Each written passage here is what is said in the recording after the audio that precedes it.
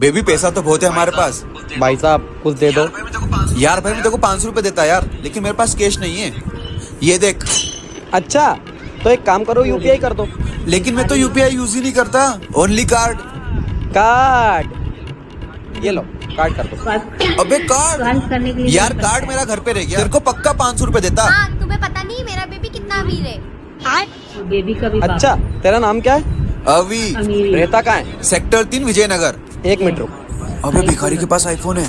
Hello भाई, हाँ sector 3 Vijayanagar, नाम अभी। कार्ड का रखा है? मेरे बेडरूम के ड्रॉर में। हाँ ड्रॉर में रखा हुआ है, लेके आ तो जरा। हमारे गरीब बन के सर ये लीजिए कार्ड, पिन डाल दो। ये लो हो गया। भगवान ऐसी गरीबी सबको दे।